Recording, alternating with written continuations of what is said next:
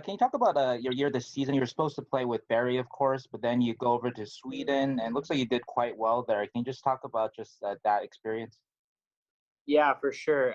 Definitely an unfortunate thing that the OHL didn't play this year, and kind of disappointing for all of us players, especially entering our draft year. And I figured I needed to make the most of the opportunity and still take full advantage of a hockey season happening elsewhere. So I headed over to Sweden with not too sure like expectations. I didn't really know what to expect or anything like that. I got to go over there with two of my best buddies, and the team, Surhammer, and the city and town itself was just amazing. They took us in, made us feel at home. And then from a hockey standpoint, all the boys just welcomed us in right away. And I think that's why I did so well there. And I got to give a lot of credit to them this year for putting me on the map and getting me here today.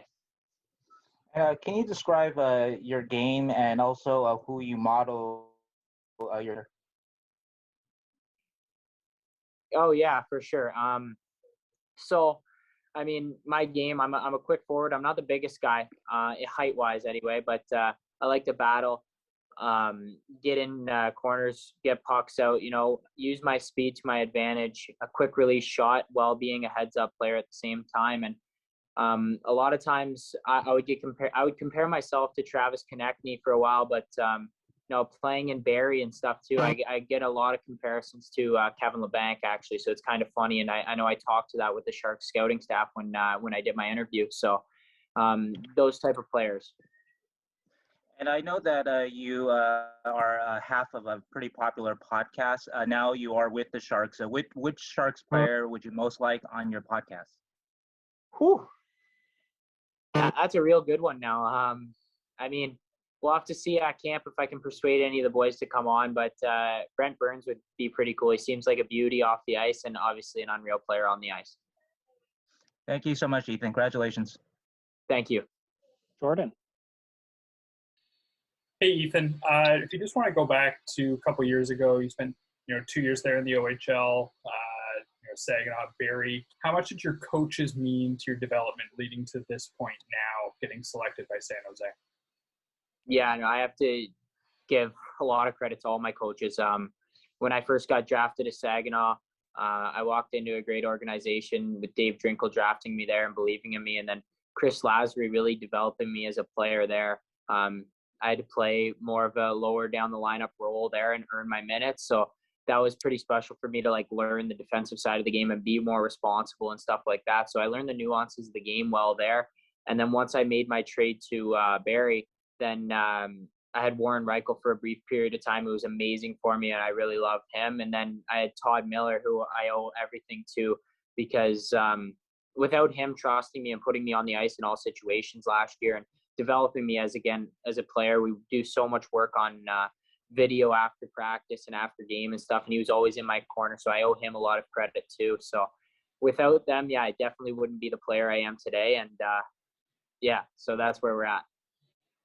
How did you celebrate the day? Who were you watching with? What was your reaction when you saw the call come in and saw your name go up on the screen of San Jose? It's actually very interesting. So I'll just give a quick backstory on this one.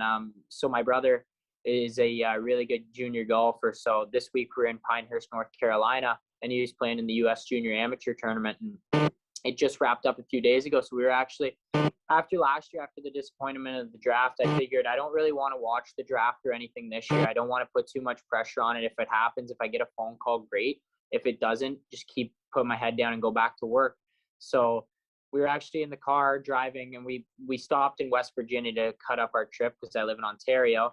So I was sitting in the back seat of the car, and I got a text from one of my buddies who I haven't spoken to in a little bit, and then another one before my feed had popped up. And then sure enough, I got a call from my agent saying San Jose, and we were really excited about that one. And I had great talks with them. So just really special to have my family still here, my brother, my mom, and my dad, but super excited to get back home to Curtis, Ontario tomorrow to celebrate with family and friends. Awesome. Congrats, Ethan. Thank you. Curtis. Hey, Ethan, this is Curtis Pashalko from the Mercury News in San Jose. Congratulations. Thank you very much. Well, so you said you went over to Sweden with a couple of friends. Who'd you go over there with? I went with Hurricanes prospect Blake Murray and Lightning prospect Jack Thompson, and who I'm really close with at home as well. What was sort of the? I mean, it's you have to adapt to a new country, a new culture. What was sort of maybe the strangest thing you encountered in your time over there?